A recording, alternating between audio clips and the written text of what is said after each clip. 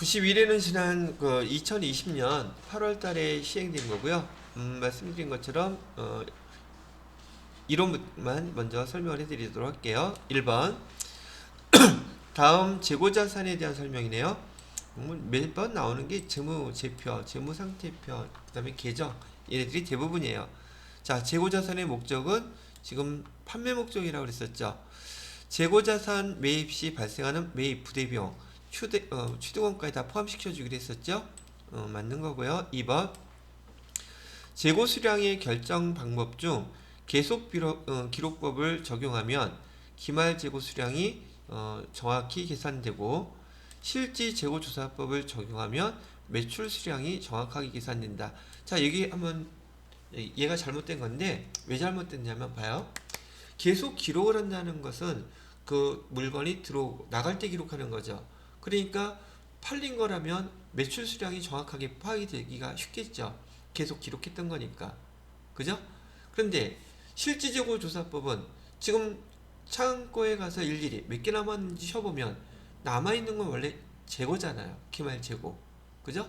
그래서 여기 설명이 반대로 되어 있는 거예요. 계속 기록법을 사용하게 되면 매출 수량이 정확하게 파악될 것이고요. 그 다음에 거기 실지재고 조사법을 적용하게 되면 기말에 재고 수량이 정확하게 파악되겠죠. 이런 것도 한 번만 읽어봐주면 아 그렇겠구나 라고 이해할 수 있죠.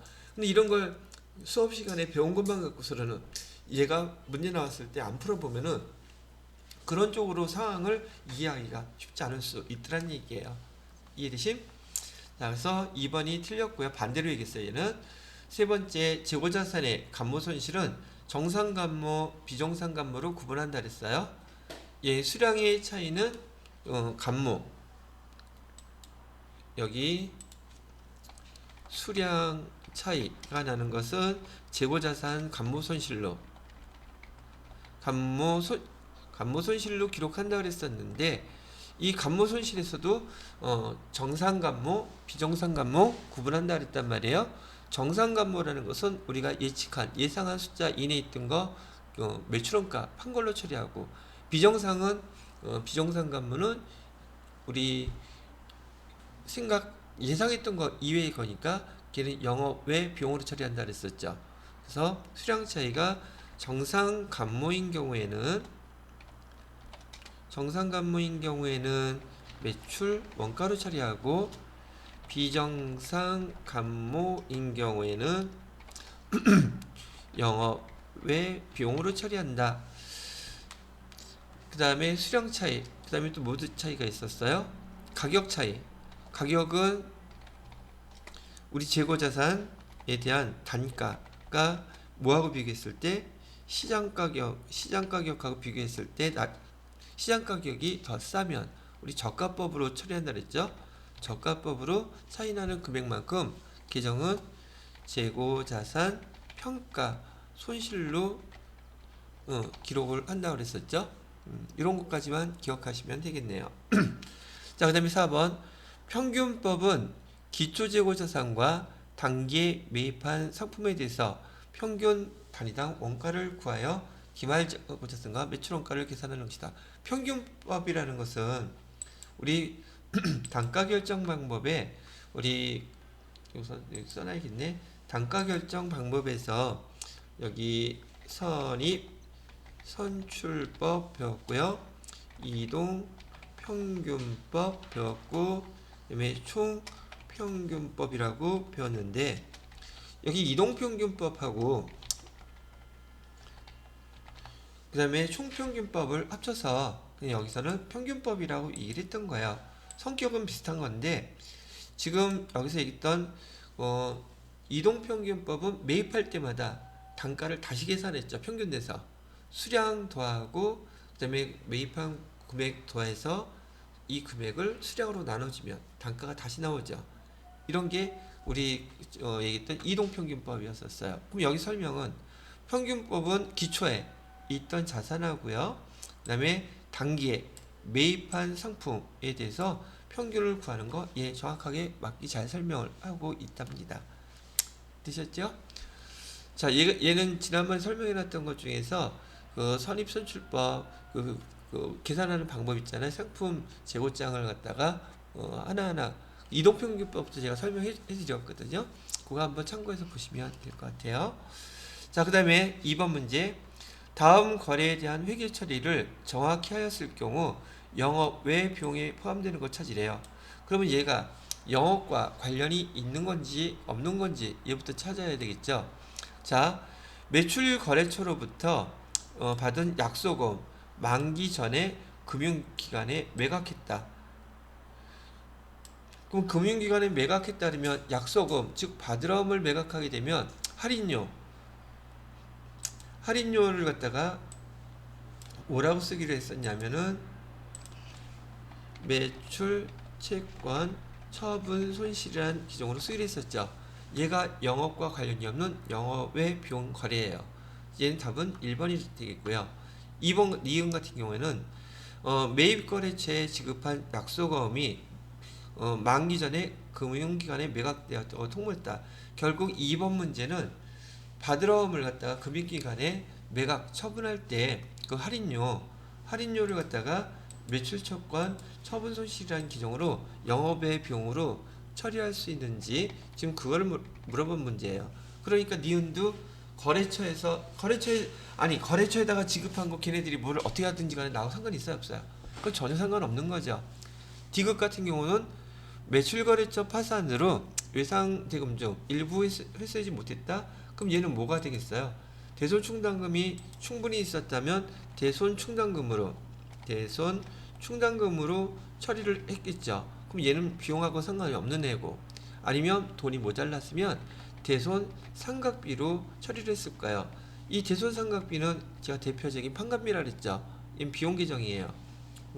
그러면 얘는 영업 외 비용이 아니라 판관비이고, 그 다음에 리을에 보시게 되면 매입거래처의 외상대금을 조기 상환하고 일정 비율을 할인받다. 이거는 뭐겠어요? 매입 할인 계정이죠. 매입 할인 계정은 영업 외 여기 뭐죠? 영업과 관련이 있는 비용이다. 총 매입액 금액에서 빼줄 테니까요. 그래서 여기서 영업의 비용은 어떤 거에 해당됩니까? 라고 물어본 것은 당연히 기업 여기 하나만 매출채권 처분 손실로 해당되는 답이 되겠다는 얘기죠. 자, 됐고요. 그 다음에 3번. 3번은 다음의 내용을 결산 시점에 수정분기했을 때 당기순이익이 어떻게 변하겠습니까? 라고 이걸 물어보고 있네요. 그러면 매출채권 잔액에 대해서 550만원 곱하기 2%의 대손충당금을 설정하지 않았대요. 그러면 여러분들은 계산기수 들겨서 매출채권 잔액 550만원에다가 2% 하게 되면 지금 얘 안 했다고 했으니까 하면은 이렇게 기록해야 되겠죠. 근데 설정 전에 대손충당금이 기말 잔액이 3만원이 있었대요.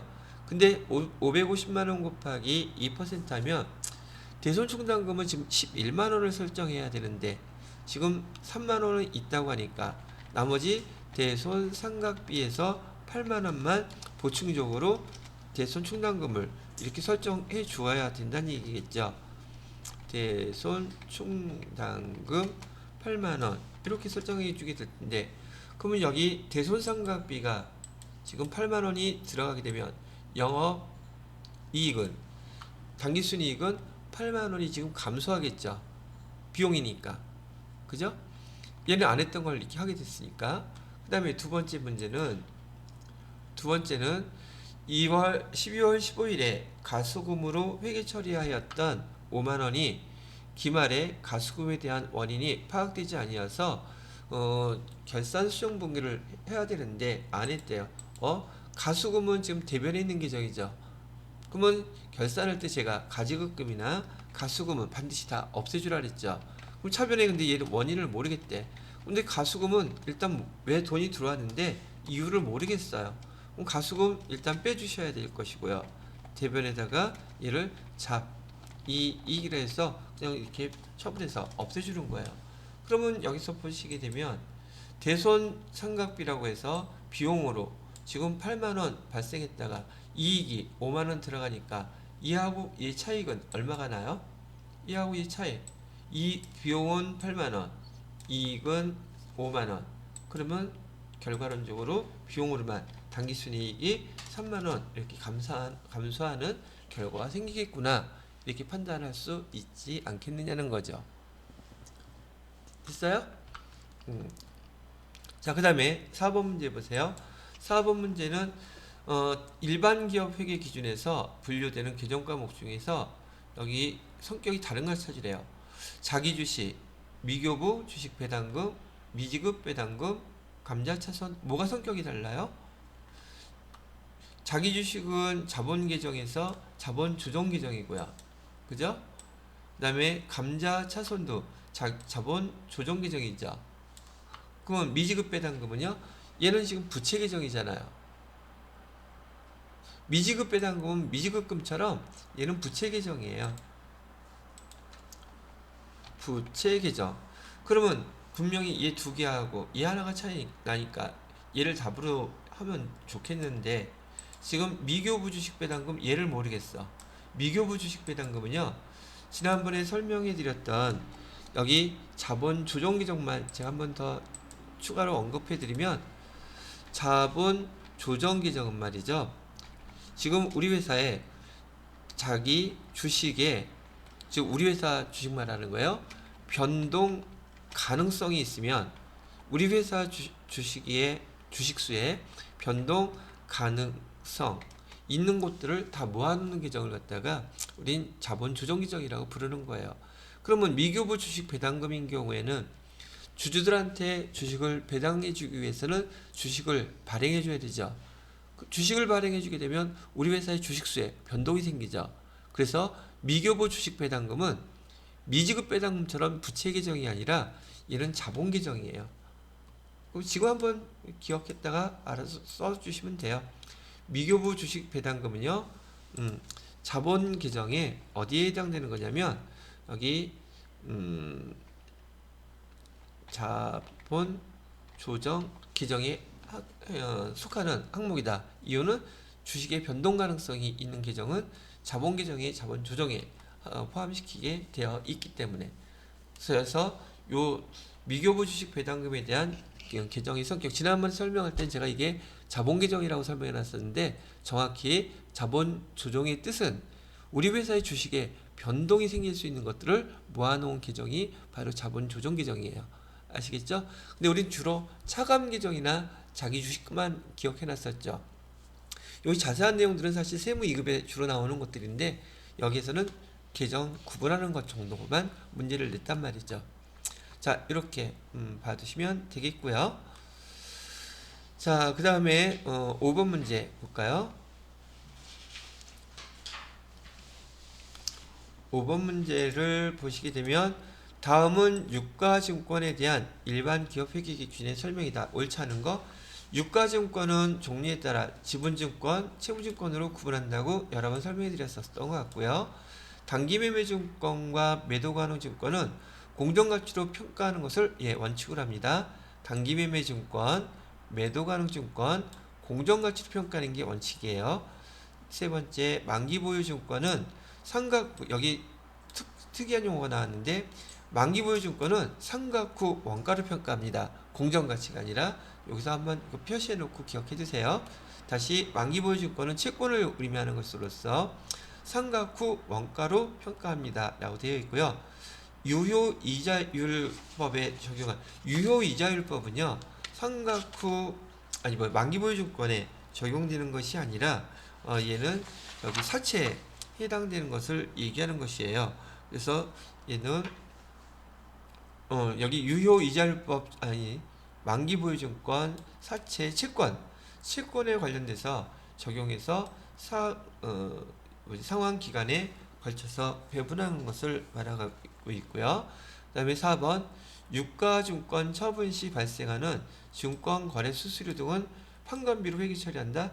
자, 우리 유가증권 처분할 때는 처분 이익이나 처분 손실에서 하는 것이지 별도로 쓰는 게 아니라 그랬었죠. 단기매매증권 취득할 때만 수수료 비용 별도로 사용하고, 처분할 때에는 처분 이익이나 처분 손실에서 조정하는 거지 별도로 수수료 비용이 나오면 안 된다 그랬었단 말이죠. 그래서 예, 4번이 답이 되겠네요. 자, 그 다음에 6번 문제는요. 유형자산의 감가상각과 관련된 설명으로 옳지 않은 걸 찾아보래요. 감가상각의 주 목적은 취득원가 배분에 있다. 지난번에 이 얘기는 촬영문방구 500만원짜리 사갖고 와서 내용연수 5년이라면 5년 동안에 나누는 이유는 그 해 다 비용 처리지 않고 원리적으로 배분해서 처리하는 게 합리적이기 때문에 원가를 배분하는 데 목적이 있다고 얘기를 해드렸었던 것 같아요. 두 번째, 정률법은 자산의 내용연수 동안 감가상각이 감가상각액이 매기간 증가해요? 감소해요? 감소하죠? 그러니까 2번이 틀린 거네요. 그 다음에 3번, 감가상각비는 자산의 제조와 관련된 경우 제조원가로 계산한다. 우리 감가상각비도 500번대, 800번대 있었죠. 그래서 자산 제조와 관련됐다면은 당연히 제조원가인 500번대 감가상각비로 처리하라는 얘기. 4번, 감가상각 방법은 각 해당 자산으로부터 예상되는 미래 경제적 효익의 소멸 형태에 따라 선택하고 소멸 형태가 변하지 않는 한 매기 계속 적용한다. 말이 되게 어렵게 됐죠. 그죠? 근데 얘가 소멸 형태에 따라서 정액법, 정률법 뭐 이런 식으로 방법을 바꿔서 쓰는 건 그건 똑같다는 얘기예요. 자, 뭐 그렇게 됐다는 얘기. 그 다음에 7번, 기업회계 기준에 속하는 손익계산서 작성 기준 옳지 않은 거. 현금 유출입 시점에 관계없이 당해 거래나 사건이 발생한 기간에 이를 갖다가 발생주의라고 불렀었죠. 현금주의와 발생주의에 대한 차이 1번 정확히 설명 잘 했고요. 수익은요. 제가 여러분들한테 수익 언제 인식하라 그랬어요. 보너스 받은 다음에 쓰라 그랬죠. 실현주의예요, 그게. 비용은요. 인식되면 돈 모기 시작하라 그랬죠. 그래서 여기 두 가지는 제가 여러분들한테 설명했던 재무회계는 보수주의로 회계 처리해야 한다고 했는 보수주의 이해에 해당되는 항목들이라고 보시면 돼요. 보수주의는 비용은 인식되면 바로 기록한다. 수익은 실현됐을 때 그때 기록한다. 그 차이고요. 4번에 보시게 되면 서로 연관된 수익과 비용은 직접 상기하는 게 아니라 순액이 아니라 우리 수익 비용 총액주의라고 얘기했던 거 기억나시나요? 수익과 비용 여기 수익과 비용은 직접 연계가 돼 있다 할지라도 재무회계는 제가 총액주의로 기록하세요 그랬어요. 총액주의에 해당되는 대표적인 계정이 자산하고 부채, 그 다음에 여기 수익하고 비용 계정은 총액주의로 상기 처리하지 않고 기록한다 그랬었고, 여기에 예외적인 게 뭐 있다 그랬어요? 자본 계정은 총액주의에 해당되지 않고 기업회계 기준에서 인정하는 범위 내에서 상기 처리한다고 되어 있어요. 이렇게 기록을 해 놓으시면 되겠답니다. 자, 그 다음에 8번 사채에 대한 또 설명 나왔네요. 사채에 대한 설명으로 옳지 않은 것은 사채란 채권자들로부터 자금을 조달하는 방법이다. 채권을 사는 사람한테 돈 조달하는 방법이에요. 그 다음에 2번 사채 발행과 관련하여 직접 발행한 사채 발행 수수료 등은 사채 발행가액에서 직접 차감한다. 이렇게 직접 차감하는 거 맞고요. 이거 어떻게 써줘야 되나?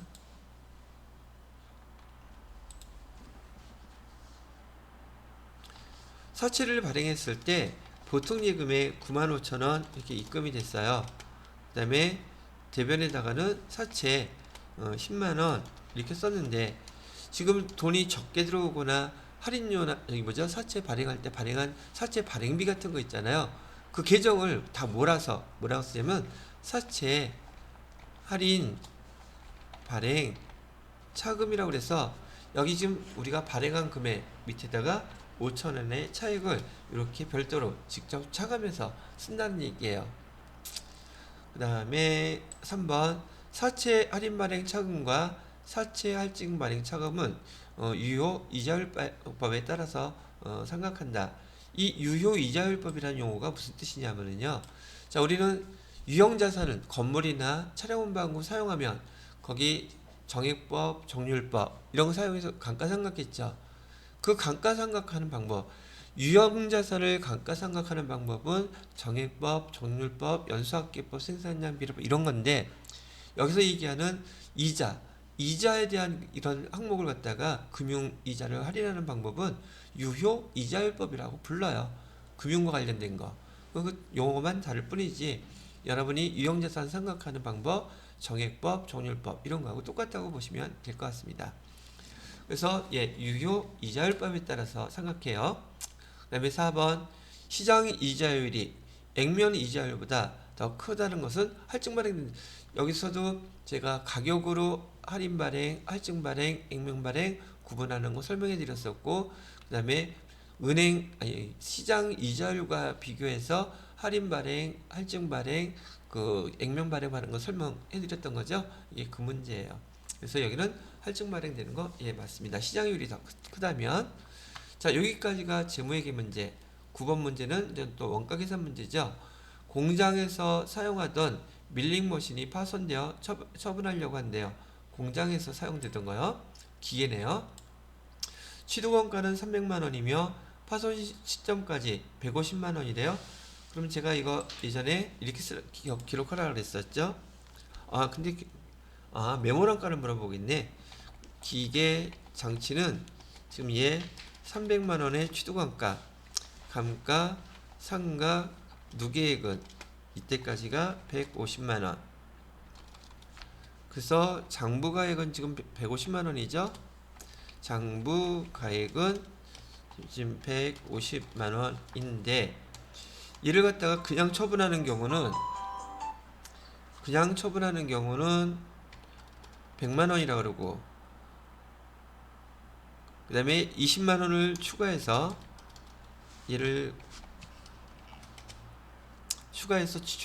판매를 매각할 경우에는 130만원을 받을 수 있다는데 여기서 메모란가는 얼마냐고 지금 질문을 하고 있네요. 지금 우리가 의사결정할 수 있는 원가는 100만원이냐 130만원이냐 이거겠죠. 근데 여기 150만원 장부가액에는 우리가 선택할 수가 있다 없다? 없는 거예요. 그죠? 그래서 장부가액 150만원 1번이 답이 되겠고요. 그 다음에 10번 문제는 다음 중 제조원가 명세표 이거 또 나왔죠. 제조원가 명세서에 나타나지 않는 건 제품에 관련된 거였었어요. 그죠? 그리고 아까 제가 써놨던 거 원가 계산에서는 나왔던 문제 계속 반복해서 비슷하게 나와요. 그래서 복습하실 때 문제들 잘 풀어보시라고 얘기해 드렸던 것이고요. 자, 그 다음에 10번 문제. 10번 문제는 끝났네. 자, 일단 빨간색으로 표시가 돼야지 이제 녹화가 시작되는 거랍니다. 자, 해놓고 우리가 지금 여기 계산하는 것은 원가 계산에서 우리는 원가의 계산의 순서를 요소별 원가 계산을 했었고요. 그 다음 절차가 부문별 원가 계산을 했었고, 그 다음에 마지막 단계에서 제품별 원가 계산을 하는데 지금 얘 항목은 여기 부문별 원가 계산에서 제조 부문하고요. 그 다음에 보조 부분에 대한 원가 계산을 하는 거죠. 보조 부문 원가 계산을 하는 걸 설명을 해드리는 거죠. 여기다가 이렇게. 자, 그래서 보조 부분하고 제조 부분을 갖다가 지금 여기서 문제에서 보니까 보조 부분을 가로로 뭐 이렇게 나열을 해서 제조 부분하고 설명을 해 놓았고요. 지금 이 제조 보조 부분에서 발생한 원가를 제조 부분에 배분하는 방법이 세 가지가 있다 그랬어요. 그래서 자격 시험에서도 시험 문제 아주 잘 나오는 파트이고 꼭 나온다고 거의 봐야 되죠. 계산 문제 아니면 말로 직접 배분법이라는 항목이 한 번 있었다 그랬었고요. 두 번째로는 단계 배분법. 이건 말로만 익혀 놓으셔도 문제 나오면 아주 해피한 거죠. 자, 직접 배분법. 직접 배분법은 보조 부분끼리 서비스한 거, 이런 수수한 것들을 갖다가 전혀 반영하지 않는 방법. 그러다 보니까 계산 방법은 되게 단순하다 그랬었죠. 원가 정보도 그만큼 좀 퀄리티가 떨어지는 부분이 있긴 하지만 계산 방법 자체가 쉽다 그랬어요.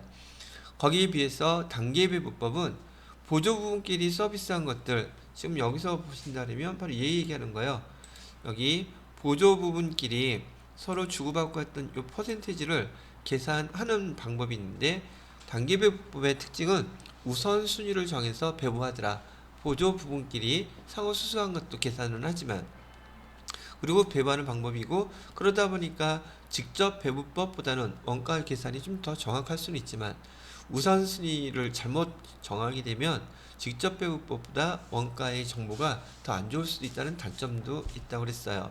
거기에 반해서 상호배분법은 보조 부분끼리 발생한 모든 원가를 일일이 정확하게 다 계산하는 방법인데, 얘는 지금 시험 문제 용도상으로 봤을 때 계산을 금액을 계산하기 위해서 연립방정식이라는 걸 사용해야 돼요.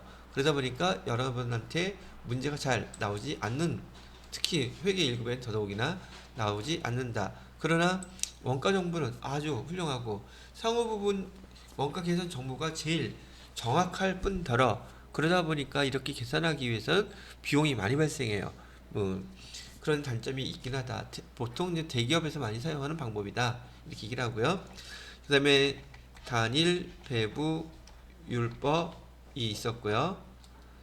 이중 배분율법, 얘가 앞에 있는 배분방법, 직접 배분법, 단계 배분법, 상호 배분법 이하고 매트릭스 관계로 연결돼서 같이 실제 실무에서는 쓰인다는 얘기죠.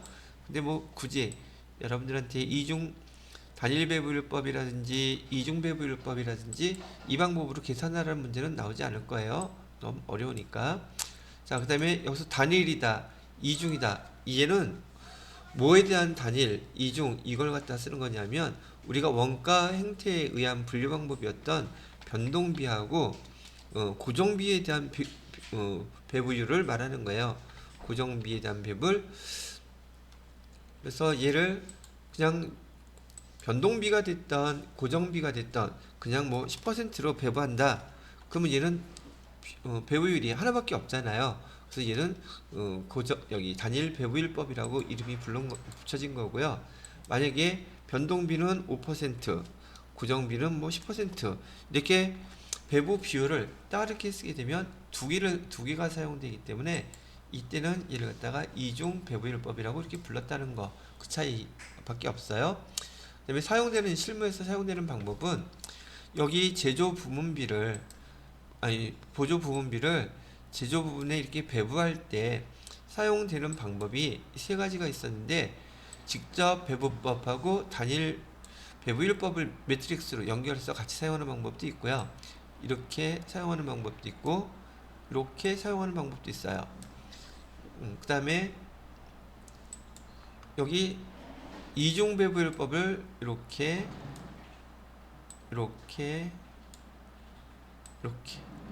그러면 총 6가지 경우수가 나오죠. 이렇게 사용하는 방법이 있다는 정도만 알아두시면 되고요. 여러분은 용어, 목적상 용어에서 단일 배분율법이 뭔지, 이중 배분율법이 뭘 갖다가 이중 배분율법이라고 하는지, 요 변동비, 고정비, 비율 배분하는 것 같고 이해해 두시면 되겠다고 얘기해 드리는 거죠. 자, 그렇다면 이런 기반을 통해서 밑에 있는 계산 방법을 한번 여러분이 계산해 보도록 할게요. 다음 자료를 이용해서 제조 부분 Y라면은 여기겠죠. 제조 부분 Y에 배분되는 보조 부분의 제조 간접비 총액, 보조 부분의 제조 간접비만 물어봤어요. 보조 부문의 제조간접비 총액을 계산해 보라고 하는데, 이 뜻은 보조 부분에 있는 A 부분, B 부분이 여기 X, Y 이렇게 배분될 때 지금 여기 자기 시험 문제 포커스는 이거였다는 얘기죠. 여기 A 부분에서 여기 이렇게 배분됐을 때 Y 부분에 배분될 거 있을 것이고요. 또 하나는 여기 B 부분에서 여기도 배분될 것이고 여기도 이렇게 배분을 해줄 것인데, 지금 여기 집계된 금액, 그 제조 간접비가 총액이 얼마가 배부되겠습니까? 지금 물어본다는 얘기예요. 자, 그러면 순서대로 한번 배부를 해볼게요. 배운 대로. 첫 번째, 여기 A 부분부터 배부를 해볼게요. A 부분을 X 부분하고 Y 부분 두 군데다가 배부를 하는 걸 다 보여드리면은, 아, 이게 이렇게 배부되는 거구나, 이렇게 이해를 하실 수 있을 테니까요. 보조 부분의 A 부분에서 발생한 원가가 얼마인가 봤더니, 즉 우리가 배부해 주어야 될 원가가 얼마인가 봤더니 발생 원가가 30만 원이래요. 보조 부문 A에서 발생한 원가는 이 30만 원인데, 이 30만 원을 갖다가 단계 배부법을 사용해서 A 부분부터 먼저 배부하라 그랬죠. 단계 배부법, 얘부터 배부한다면 얘는 지금 단계 배부법이니까 얘도 사용해야 되겠네. 얘한테도 배부가 되겠죠. A 부분에서 여기로 배부가 될 거예요. A 부분 여기부터 배부를 시작할게요. 자, 30만 원을 배부하려고 하는데, 그럼 배부식은 어떻게 계산이 되겠느냐 하면은, 여기 30만 원 곱하기 자, 여기서 보시게 되면 지금 A 부분이 여기 B, X, Y 배부한 배부율이 전체 다 따져보니까 지금 서비스를 100%를 했죠. 100% 중에서 B 부분의 배부한 사용한 퍼센테이지는 40%죠. 그래서 비례식으로 지금 A 부분에서 B, X, Y 여기다가 총 서비스한 거는 100인데, 그 중에서 B 부분에다가 서비스한 부분은 40%다. 그러면 퍼센티지 자체가 40%니까 계산을 해보게 되면 얼마가 계산되겠습니까? 3, 4, 12 12만 원이 이렇게 배부게 되겠죠. 얘는 어디에다가 배부해줬다? 여기 B 부분에다가 B 부문에다가 배부된 금액은 12만 원 이렇게 계산이 된다는 얘기예요. 그러면 이번엔 A 부분에 있던 걸 X 부분에다가 배부를 하게 되면 똑같은 방법으로 30만 원, 이게 다 똑같아요. 계산 방식은 곱하기 전체가 몇이었으니까, 전체가 100이었는데 지금 X 부분은 20%를 좀 제공을 했죠. 서비스를. 다시 100이었는데 X 부분에 서비스한 퍼센트는 20%. 그럼 5분의 1이네요. 그럼 여기는 얼마가 되겠습니까? 이렇게 계산하니까 5, 1, 5, 6, 36만 원이 되겠네요. 그죠? 그 이렇게 계산해도 되잖아. 40% 배부했을 때 12만 원이었다면 얘 반이니까 6만 원 이렇게 계산 바로 해낼 수도 있어요. 근데 여러분들한테는 이 과정식을 한번 설명해 드리려고 제가 일일이 지금 다 쓰고 있는 거죠. 얘는 X 부문에 배부될 금액. 그 다음에 마지막 하나 남았네요. 마지막은 30만 원 곱하기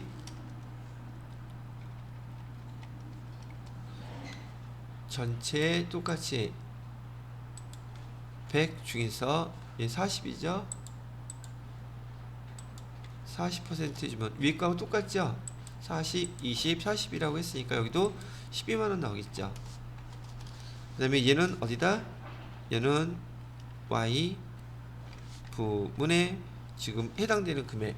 그러면 여기서 지금 문제에서는 지금 Y 부문에 배부되는 금액이 얼마냐고 물어봤단 말이에요. 그러면 하나는 벌써 나왔죠. A 부분에서 Y 부분으로 배부되는 거 첫째 여기 12만원 하나 이렇게 써놓고요. 자, 이번에는 지금 여기서 보시게 되면 A 부분은 다 배부해서 배부하는 결과 단기배부법에서 얘 우선 배부하게 되면 그 다음에 얘는 다 없애주는 거예요. 그럼 뭐만 남았어요? B 부분만 남았죠. B 부분 거는 배부하려고 봤더니 지금 자기 B 부분에서 발생한 원가는 40만 원이었대요. 근데 아까 A 부분에서 B 부분으로 배분됐던 거 있었죠. 얼마? 요거 12만 원 있잖아요. 아까 여기 A 부분에서 B 부분으로 이렇게 배부됐던 금액이 얼마가 있느냐면 지금 여기 보시는 것처럼 A 부분에서 B 부분으로 배분됐던 거 12만원 얘 있단 말이에요. 얘를 더해줘야 돼. 왜? A 부분에서 이만큼 배부가 됐으니까. 그래서 얘가 배부해줘야 될 금액은 얼마가 되는 거냐면 여기 12만원까지 더해서 총 배부돼야 될 간접비는 지금 52만원이 대상이 된다는 거죠. 여기에다가 곱하기 똑같아요. 52만원에다가 자, 여기 보시면 B 부분에서 서비스한 거 보니까 여기 A 부분은 벌써 우선 배부 해갖고 다 사라져 버렸죠. 남아있는 거는 요거만 남아있어. 총 몇 퍼센트예요? 분모가 80% 중에서 서비스 했던 거 80% 중에서 지금 A 부분에다가 몇 퍼센트? 30%래요. 30% 해주면 계산기를 두들겨 보니까 52만원 곱하기 나누기 10 하게 되면 19만 5천원 나오네요. 여기에다가 배부해야 될 거 19만 5천원. 얘는 어디에? 얘는 X 부문에 배부돼 있음에 자, 어디 거 남았어? 이제는 마지막 하나 남았지. Y 배분해 줄 거. 여기서는 여기다 써야 되겠다. 똑같이 52만원을 곱하기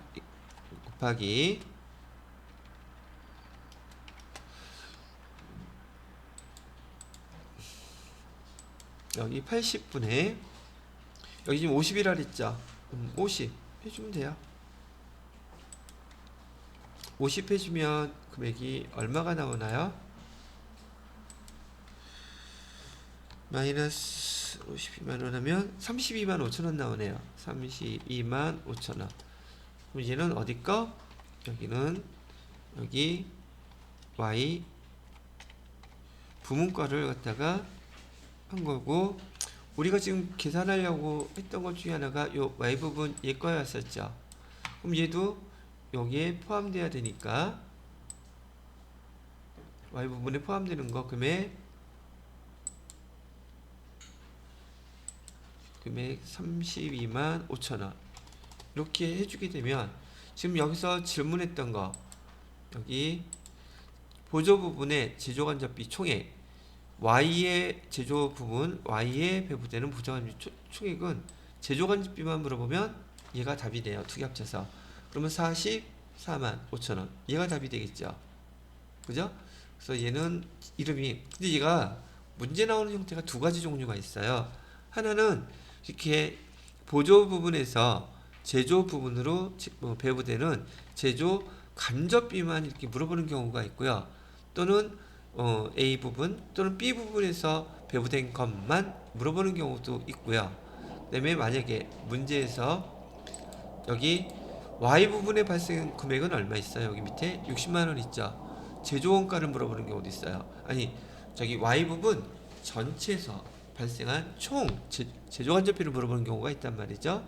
그래서 여기 Y 부분에 총 제조 간접비가 얼마냐고 물어보신다면 이 자기 Y 부분에서 발생했던 60만원 더하기 지금 간접비 배부됐던 12만원 더하기 그다음에 32만 5천 원. 이 세 가지를 다 더해주는 게 총제조 간접비예요. 그래서 문제를 물어보는 형태가 총제조 간접비를 만약에 물어보게 되면 자기 거 발생한 여기 밑에 60만 원 있죠. 요것도 포함해서 이하고 두 개 더해준 금액을 대답해야 될 것이고, 여기 보조 부분에서 배부된 것만 물어보면 이렇게 보조 부분에서 배부된 것만 계산하시면 돼요. 저는 여러분들한테 지금 문제 해답만 딱 푼 게 아니라 전체적인 거 다 설명해 드렸잖아요. 지난 금요일 날도 제가 이렇게 설명해 드리면서 이거 전체 다 두 번 설명했었죠. 그래서 지금 단계배분법이 직접배분법은 좀 되게 단순했었지만 단계배분법은 한 단계 진짜 더 있어갖고 조금 헷갈릴 것 같긴 하지만 변함이 없어요. 이걸 갖다 기본적으로만 익혀놓으시면 또 앞으로 우리 계속 문제 풀 거니까 풀 때마다 나오는 걸로 잘 정리를 해 놓으시면 될 것 같으네요. 자, 여기까지가 11번 문제 지금 해설을 해 드렸고요. 그 다음에 이제 12번 문제 보도록 할게요. 12번 문제를 보시면 원가는 여러 가지 방법을 통해서 분류할 수 있다. 원가 분류 방법 여러 가지 있었죠. 기본적으로 원가 분류하는 방법 잠깐 이것도 복습하면서 갈게요. 자, 원가 분류 방법이라 그랬는데 원가 분류 방법 제일 첫 번째 나왔던 게 발생 형태별로 구분하는 거 있었죠. 발생 형태로 구분하는 거에서는 첫 번째 우선 원재료 또는 재료비라고 부르고요. 그 다음에 두 번째로는 노무비, 세 번째로는 경비, 이렇게 세 개로 나눈다 그랬어요. 이 발생 형태별로 나누는 이 세 가지를 우리 그냥 보편 원가의 3요소라고도 불러요.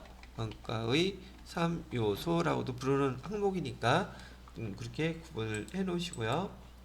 발생 형태로 나누는 방법도 있고, 그 다음에 추적 가능성에 의해서 분류하는 방법이 있었죠. 추적 가능성에 의한 분류 방법은 추적이 가능하다면 직접비라고 불렀었고요.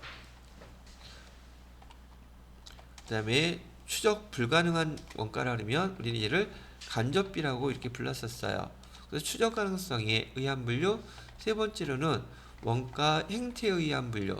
원가 행태에 의한 분류는 첫 번째 변동비와 고정비로 보통 나누죠.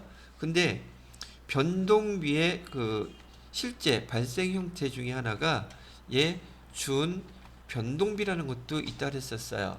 같이 기억해 놓으시면 되겠고요. 그 다음에 고정비가 있는데 얘도 마찬가지로 변형된 형태인 준 고정비, 이렇게 해서 원가 행태에 의한 분류는 총 4가지로 나누어진다 되어 있고, 그 다음에 또 어떤 것도 있었느냐 하면 여기 보니까 제조활동과 관련된 원가를 갖다 구분한다. 얘는 제조활동과 관련돼서는 제조 원가라고도 부르고요. 상대적인 개념으로 비제조 원가,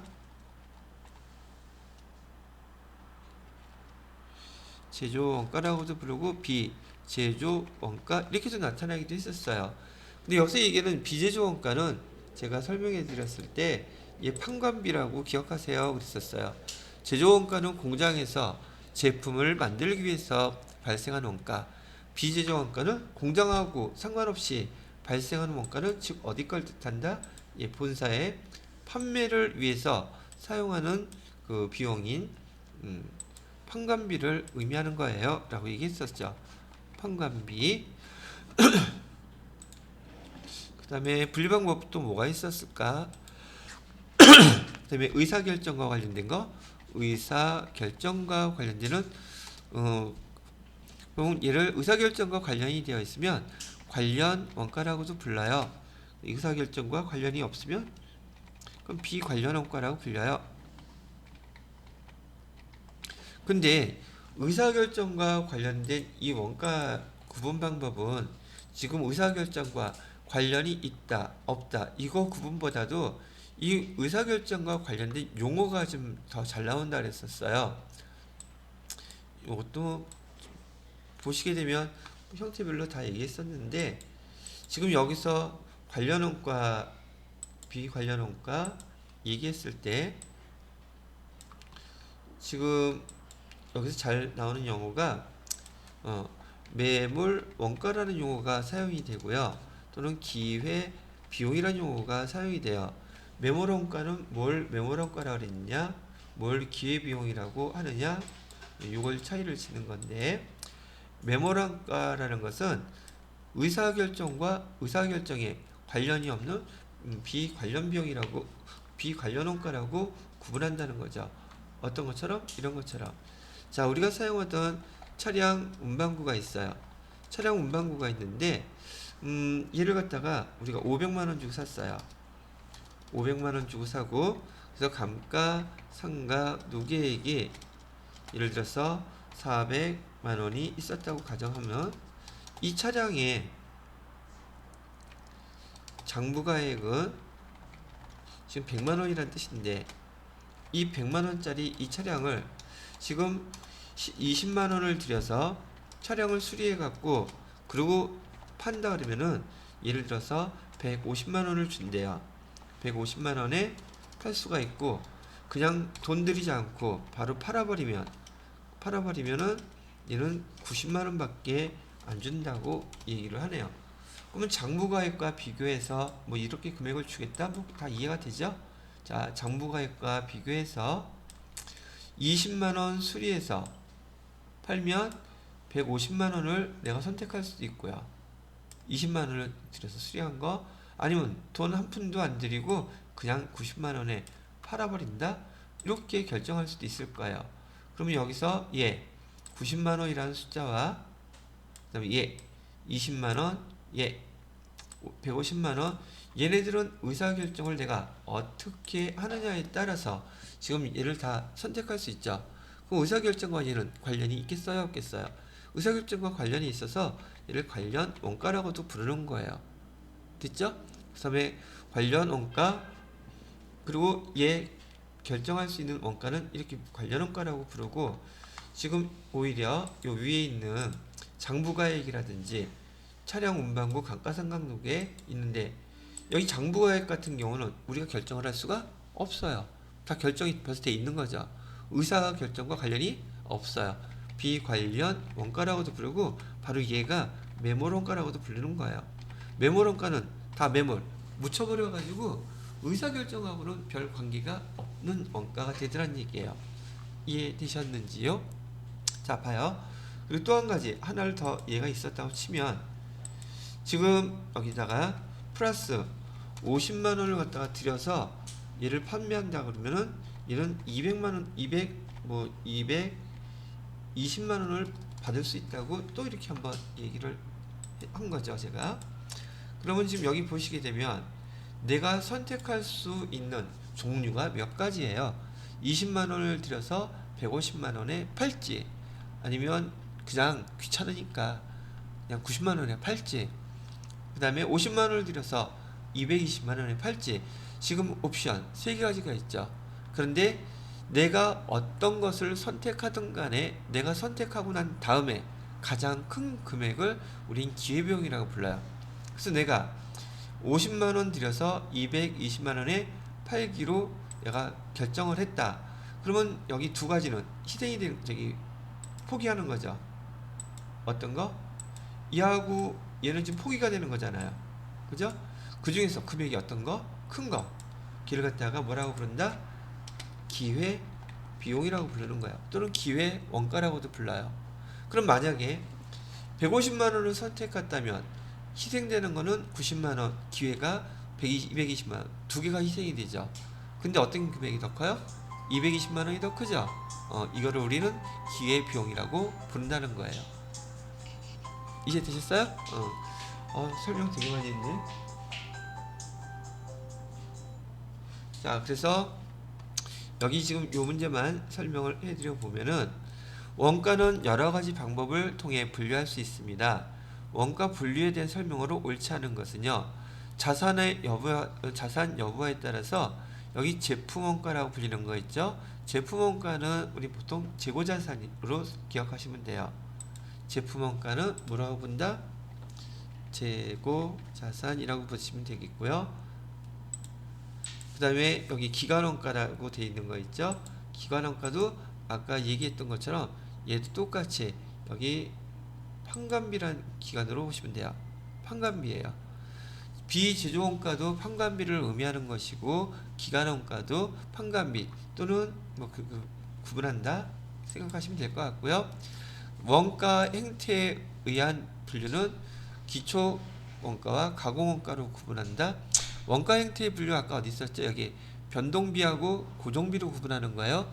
얘는 되게 잘 나오는 형태이기 때문에 꼭 기억을 해두셔야 돼요. 그 다음에 기초원가, 가공원가로 구분한다. 얘는 이거예요. 기초원가, 가공원가는 우리 원가를 짓게 할 때 직접 재료비, 두 번째 직접 노무비, 세 번째 제조 간접비, 이렇게 세 가지로 짓게 해서 하면은 우리 원가를 다 짓게 할 수 있거든요.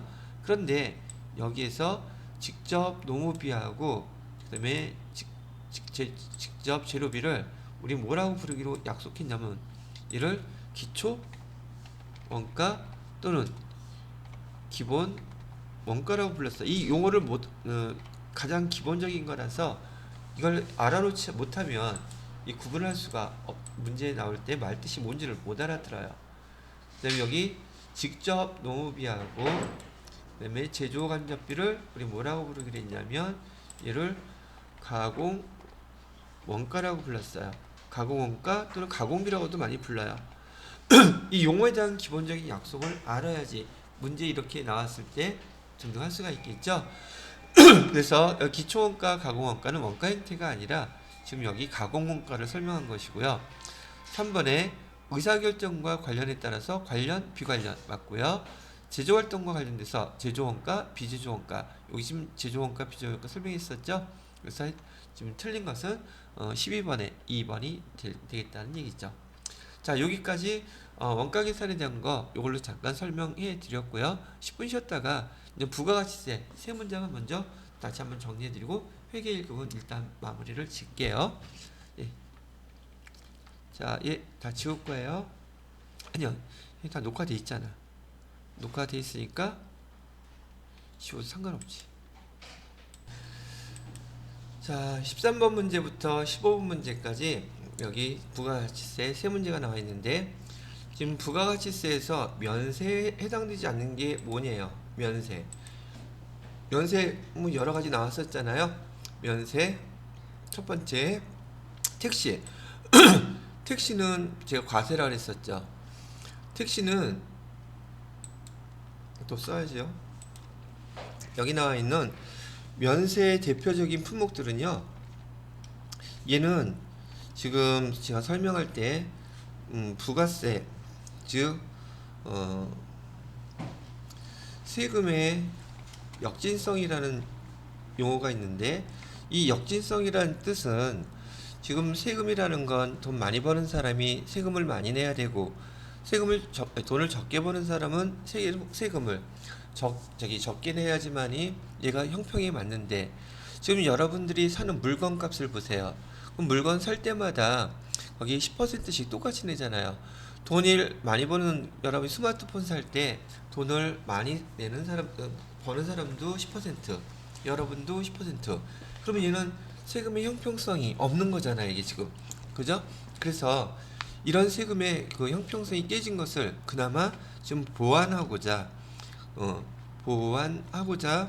다음과 같은 품목들은 아예 돈 많이 번 사람이나 돈을 적게 번 사람이나 세금 내지 않아도 됩니다. 이렇게 얘기를 했던 거예요. 그것들이 흔히 우리가 얘기하는 생필품들이에요. 생필품은 물건에만 해당되는 건 아닌데 첫 번째 우리는 먹고 살아야 되잖아요. 그래서 먹고 살아야 되는 미가공 식료품들이요. 미가공 식료품에 어떤 게 있는가 봤더니 그냥 크게 1차 산업과 관련된 것들이라고 보시면 돼요. 농업에서는 쌀이라든지 그 다음에 채소라든지 그 다음에 과일이라든지 여러분들이 이런 거 살 때 부가가치세가 없습니다.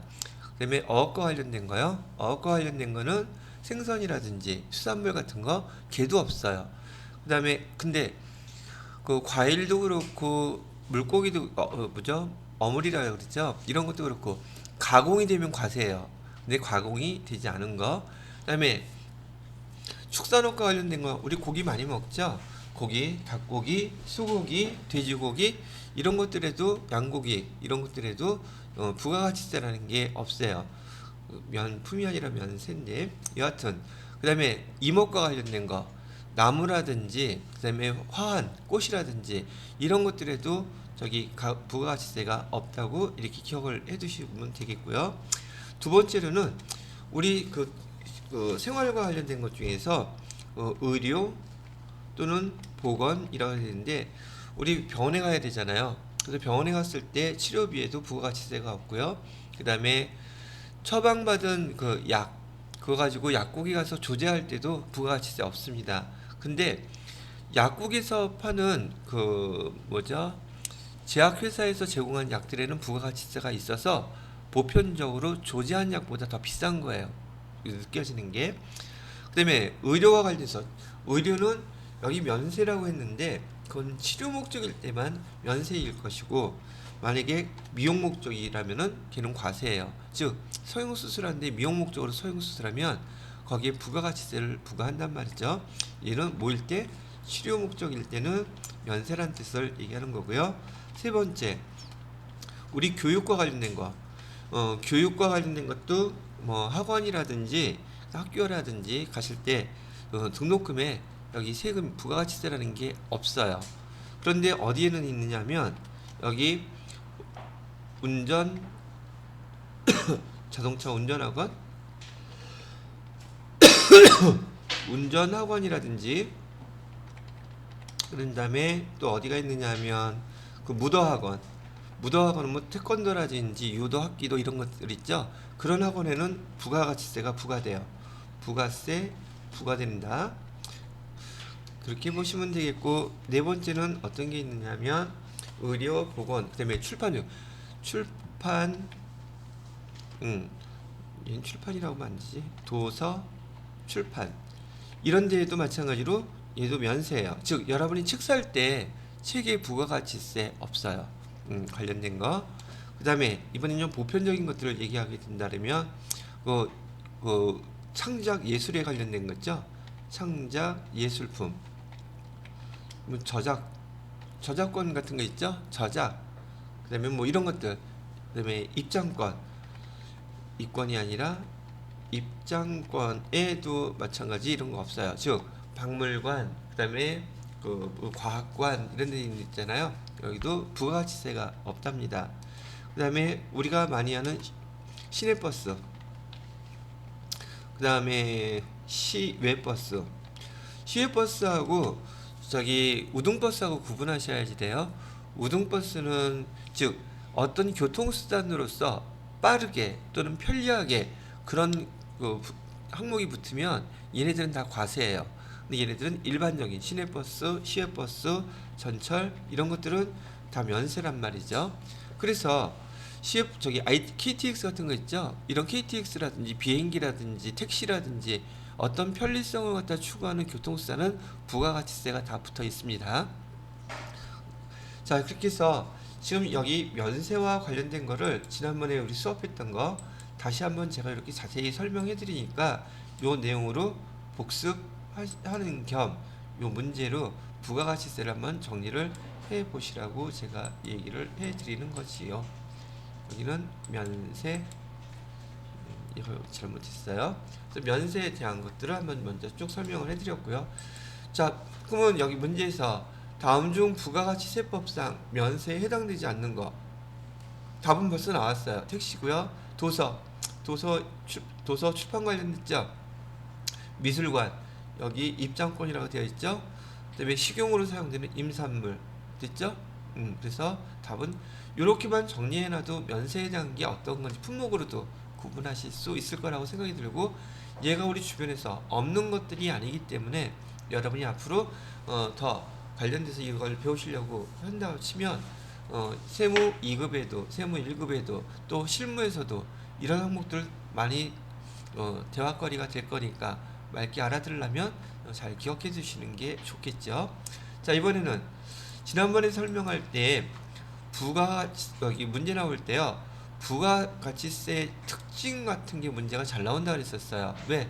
한 문제 갖고 부가가치세 전체를 물어볼 수 있기 때문에. 자, 부가세 특징 첫 번째 거는요. 전단계 세액공제법. 이 전단계 세액공제법하고 상대적인 용어가 전단계 거래공제법이라고 그랬었어요. 근데 우리나라 부가세법은 전단계 세액공제법을 쓴다 그랬었죠. 전단계 거래액 공제법을 사용한다 그랬었고요. 자, 그 다음에 두 번째로는요. 주 사업장 총괄 납부 시 종된 사업장은 부가가치세 신고와 납부 의무가 없다. 자, 여기도 다시 한번 정리해 드릴게요. 들어보세요. 지금 주 사업장이 있고요.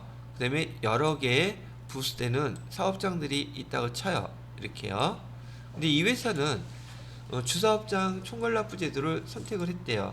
그럼 여기가 주사업장이고요. 그 다음에 여기는 가라고 하는 사업장, 여기 다 이렇게 사업장이 여러 군데가 지금 있는데, 이 주사업장 총괄납부 제도를 채택한 회사에서는요, 주사업장 총괄 신고납부 아니에요. 그냥 납부만이에요. 납부를 선택한 회사는요, 부가가치세는 신고도 하고 납부도 해야 되잖아요. 그래서 이 주사업장에서 총괄 납부만 가능해요.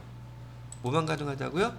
총괄 납부만 가능한 것이고, 그럼 신고는요? 신고는 이 각각의 여기 사업장들에서 자기네 지역 사업장이 있는 관할 세무서에다가 부가가치세를 신고는 얘네들이 별도로 따로 이렇게 해줘야 돼요. 그래서 신고와 납부가 이렇게 분리되어 있는 거예요. 근데 여기 문제에서 뭐라고 나와 있냐면, 주사업장 총괄 납부 시 종된 사업장은 부가가치세 신고는 해야 된다 그랬죠. 납부 의무가 없다. 납부는 안 해도 돼요. 여기서 다 할 거니까. 그쵸? 문제는 틀린 말이라는 거 알겠죠? 그 다음에 3번에 부가가치세는 0% 또는 10% 세율 두 가지 있다 그랬었어요. 맞는 말이고요. 자, 네 번째, 사업자는 사업장 관할 세무서장이 아닌 다른 세무서장, 예를 들어서 지금 서울에서 출장을 딴 데로 가고 거기서 살게 됐단 말이죠. 사업은 서울에서 하려고 그래요. 그래서 거기다 사업장을 개설하려고 그러는데, 부산에서 거기 부산 세무서에다가 나 지금 여기 사업자 등록증 신청해도 될까요? 라고 하면 서울에서 하지 왜 부산에서 해요? 그러냐고요. 안 그런다고요. 전국 어딜 가서 사업자 등록증 신청한다고 하면은 다 받아줘요. 장소가 어디가 됐든 간에. 그래서 얘도 마찬가지로 오케이. 그래서 틀린 답을 고르라 그런다면은 여기 2번이 틀린 답이 된다고 지금 설명해 드리는 거죠. 그래서 요 2번이 답. 자, 그다음에 마지막 15번 문제요. 15번 문제는 사업자 등록증 정정 사유를 물어보고 있어요. 사업자 등록증 정정 사유는 1번 통신 판매 사업자가 사이버볼 명칭 사업자 등록증에 뭐라도 하나 변경이 되면 얘는 사업자 등록증 변경 정정해야 된다 했었고요.